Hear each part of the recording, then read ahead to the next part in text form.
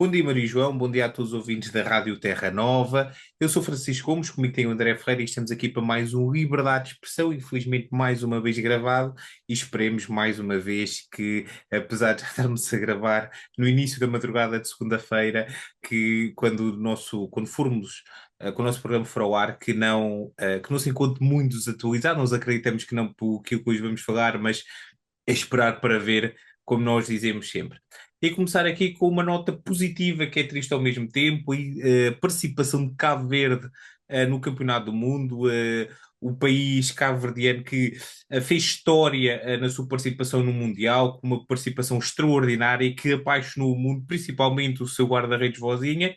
Infelizmente caiu aos pés da Argentina de uma forma bastante gloriosa, mas que levantou algum tipo de discussão em relação a decisões de arbitragem, mas não vou-lhe falar disso porque Cabo Verde provou que é a seleção que fala português que melhor jogou neste campeonato do mundo. Estamos a falar também após a eliminação do Brasil frente à Noruega, mas Cabo Verde foi de longe a melhor seleção de língua portuguesa até agora a fazer jogos neste campeonato do mundo. Se as outras duas jogassem metade de Cabo Verde, se calhar não estivessem a passar tantos sufocos. O Brasil não tinha sido eliminado, Portugal não sabemos, será no final do dia de hoje, mas muitos parabéns a Cabo Verde pela extraordinária participação neste Campeonato do Mundo, e esperemos em breve e no próximo Campeonato do Mundo termos outra vez Cabo Verde neste convívio, porque já está claro provado que é o lugar onde Cabo Verde pertence. Antes de mais, bom dia Maria João, bom dia ouvintes da Terra Nova. Cabo Verde demorou a chegar a um campeonato do mundo, exatamente fez história da maneira como fez. Infelizmente, como o Francisco disse, e bem, por vias duvidosas saiu do campeonato do mundo deste ano, mas lá está, a sua exibição ao longo. André, André, Diz, só uma diz. nota. Cabo Verde ter demorado tanto tempo, também há muitas vias duvidosas, mas isso. As últimas classificações para mundiais em grupos de Cabo Verde deixaremos de discussão para outra altura.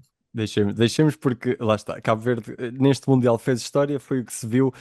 Já há muito tempo que Cabo Verde se calhar deveria estar nestes palcos dos grandes, como nós costumamos dizer, dos Mundiais a jogar. Infelizmente caiu aqui nestes 16 avos frente à Argentina, mas pronto, fez exatamente uma belíssima exibição e obviamente concordo com o Francisco quando diz que foi das equipas que fala a língua portuguesa que melhor jogou.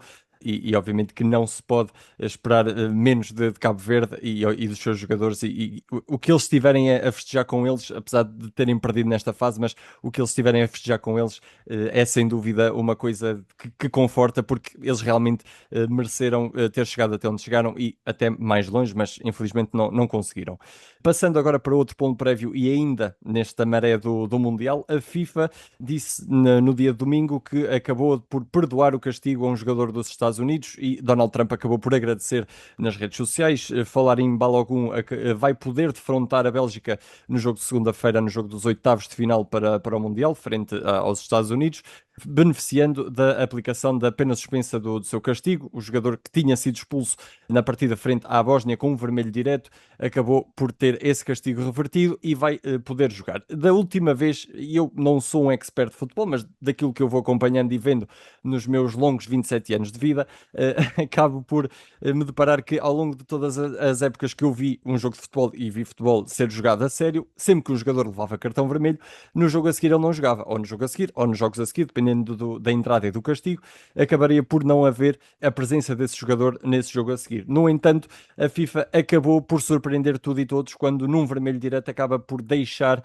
o jogador jogar no jogo a seguir. Acho que este Mundial, pelo menos, se Pep ainda jogasse, acho que seria o Mundial para Pep fazer tudo o que ele quisesse, porque teria sempre aqui o tal acordo 27 ou 270, já não sei que a FIFA usou, ou o comitê de arbitragem que usaram, para perdoar este tipo de faltas e de cartões e de sanções aos jogadores. E aqui está mais uma vez a prova de que todo este Mundial está a ser conduzido através do Infantinho, e vou manter o nome que eu lhe dei numa alcunha há uns programas atrás, porque de infantino e de genialidade não tem nada, e acaba por ser triste e lamentável estarmos a ver este Mundial estar a ser estragado por este tipo de episódios, porque em nada beneficia o futebol, e o que nós estamos a ver ultimamente, infelizmente, não tem sido futebol, e estes casos vêm cada vez mais provar isso, porque se um jogador leva vermelho tem de ser castigado e não é o castigo é jogar o jogo a seguir. Isso não faz sentido nenhum e acho que a FIFA deveria mudar e repensar e se calhar mudar principalmente no seu presidente.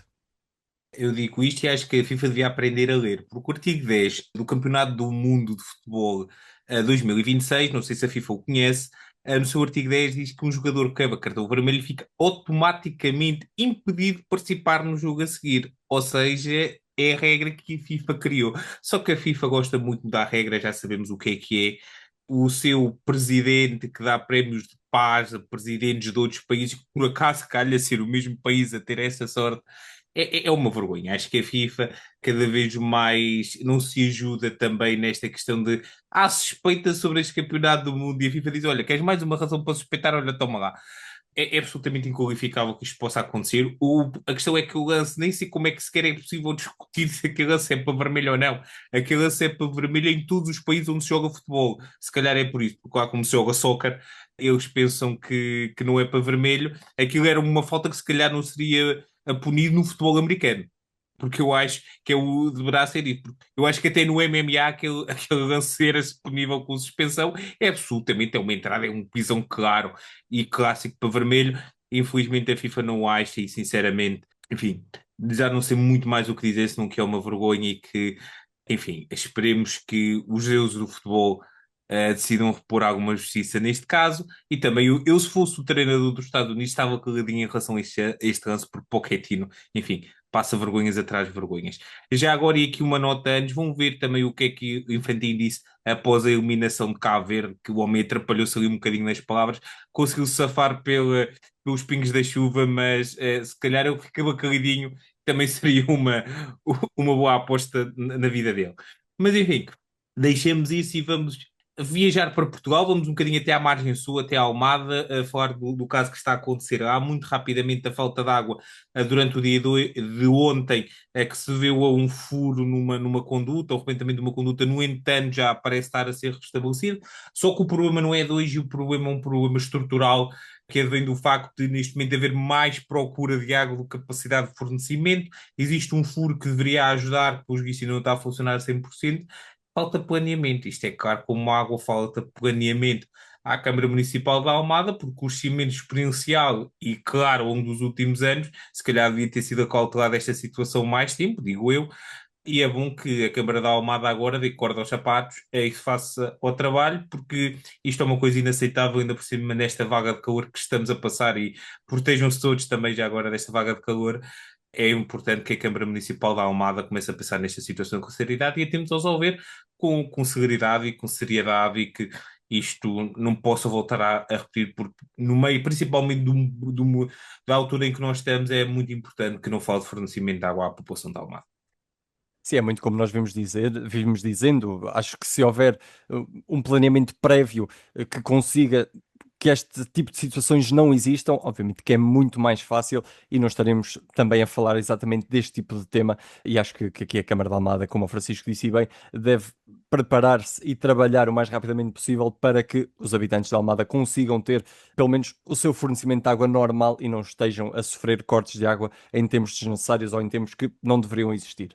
Continuando em Portugal, e não poderia deixar de surpreender ninguém, vamos falar dos incêndios e já começaram, infelizmente, a acontecer esta semana. Um dos maiores aqui perto da minha zona, mas já falo, pelo menos até às 8h30 da noite do domingo, pelas informações que nós temos, haviam 36 incêndios ativos. Obviamente que esperamos que por volta da hora que estamos a gravar e da manhã, quando formos para o ar, já estejam muito menos incêndios ativos. E, no entanto, o incêndio que continua e vai continuar a gerar mais preocupação ao longo desta noite vai ser exatamente o tal de Vozela, que é aqui do Distrito de Viseu, perto da minha zona. O incêndio de Vozela que acabou por deflagrar na quinta-feira, acabou por se unir aos concelhos de Oliveira de Frades e Tondela, também no Distrito de Viseu, e depois propagou-se também ao de Águeda, que fica no Distrito de Aveiro, mas acabou por ser dominado pelo meio-dia e 40 do dia domingo. No entanto, os reacendimentos, como por exemplo que é provocado pelos ventos fortes, não têm dado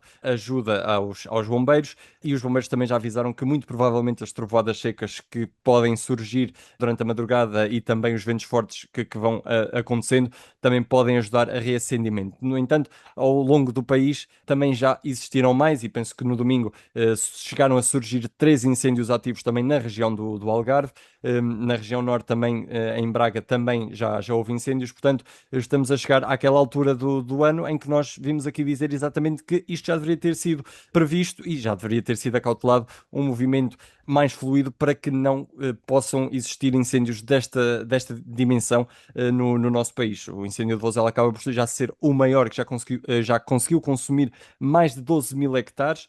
E pelos números que nos chegam de uma notícia de há 2 dias, os incêndios já acabaram por fazer 17 feridos. Para já, são números que ainda não alarmam muito, é verdade. O tamanho do incêndio, principalmente o de Vozela, acabou por assustar não só as pessoas daqui de Viseu, mas também as pessoas de Aveiro. No entanto, acho que Portugal deve estar cada vez mais acautelado para este tipo de situações, porque nós chegamos sempre a esta altura do ano, em julho ou junho, e acabamos por ter estes incêndios enormes. E um abraço enorme também, agora aproveito para os nossos bombeiros que estão a trabalhar incansavelmente para apagar estes incêndios. Nós temos sempre os meios humanos com um desgaste enorme dia após dia, 24 sobre 24 horas, basicamente, a tentar apagar estes incêndios para não chegar às casas dos populares. E acaba por ser às vezes frustrante nós vermos os bombeiros a querer fazer mais e a não conseguir, exatamente pela falta de meios que nós não temos e pela falta de planeamento que nós não temos. A nossa sorte é que já chegou ajuda de Espanha e de França. No entanto, também já estou a deflagrar incêndios lá e acaba por ser um bocadinho difícil termos a ajuda necessária que nós precisamos agora, porque eles também precisam da ajuda exatamente dos bombeiros deles e dos nossos também, mas esperar, obviamente, que isto fique mais rapidamente possível, fiquem todos, obviamente, o mais rapidamente possível apagados, que não tenhamos de nos preocupar mais e que este início do mês de julho seja o momento mais grave dos incêndios que nós vamos sofrer este ano. Obviamente que não vai acontecer, mas esperemos que sim, porque lá está, como nós dizemos, ano após ano nós vimos aqui sempre repetir o mesmo, que devemos preparar-nos, devemos acautelar-nos e chegamos sempre a estes meses e não temos nada preparado nem acautelado e temos sempre os fogos da maneira como temos, sempre em zonas de mato de impossível acesso aos veículos e depois os bombeiros com suor, sangue e lágrimas muitas vezes a tentar apagá-los e a dar exatamente o máximo do seu trabalho para os apagar, mas vamos esperar, vamos ver, para a semana esperar que tenhamos melhores notícias e vamos realmente de uma vez por todas tentar sensibilizar a população para não atear fogos, principalmente aqueles que infelizmente têm problemas mentais, mas que não ateiem fogos no meio do mato, porque isso obviamente acaba por ser bastante prejudicial. Começando aqui, que é pedindo desculpa aos ouvintes, porque nós começamos, parece um bocadinho repetitivo, que é em setembro praxe, em novembro tempestades, começamos ali, depois temos ali uma pausa em janeiro e isso tudo, começam a sair questões de águas e isso tudo também vindo de trás. Depois chegamos aqui a partir de abril, é final de campeonato, e entre julho começamos a falar de incêndios. Parece aqui uma repetição de todos os anos é a mesma coisa, é uma sequência que começa a ser cansativa, mas é mais cansativo isto todos os anos sistematicamente em Portugal, porque pelos juízes de Portugal é muito surpreendido por uma coisa que se chama as estações do ano. Certo que é uma vaga de calor fora do normal, estamos a passar por um momento fora daquilo que é o padrão por causa de uma coisa chamada aquecimento global, mas certo é que Portugal parece que não calcula e não prepara nada. Isto é cansativo, todos os anos a mesma coisa, falamos sempre da mesma coisa. E o André falou muito bem da falta de meios, da falta de capacidade, e curiosamente, vejo, acontece praticamente nos países do sul da Europa. Se calhar os do norte da Europa podem ter uma meteorologia diferente, mas se calhar estou a fazer alguma coisa acertada, digo eu. E é mais do mesmo em Portugal, constantes incêndios, constantes falhas, constantes erros, constantes falhas de capacitação necessária e alguma coisa tem que ser feita e alguma coisa terá que ser feita. Tem que se planear com tempo, tem que se pensar com tempo, há aquelas fases de risco de incêndio, mas nada de vale se não tivermos uma capacitação de resposta, de prevenção do problema, a limpeza dos terrenos, a resolução disso, porque se os terrenos estivessem ali por grande parte do material que era dentro de combustível e de início destes incêndios, não estaria lá, ou seja, esses incêndios muito dificilmente atingiriam as proporções, ou teriam mais dificuldade em atingir as proporções que atingem, porque exatamente este material não está lá. É uma discussão sempre constante em Portugal e que sinceramente já me cansei. Acho que chegou uma altura de olharmos para isto com seriedade e para darmos de andar a brincar aos países e termos gestão. Já que o governo de Luís Montenegro quer fazer tantas reformas, aqui sim é que o governo de Luís Montenegro devia apostar em reformas. E é tudo por esta semana. Para a semana cá estaremos para fazer mais amigos em Portugal e no mundo. Até para a semana. Até a próxima.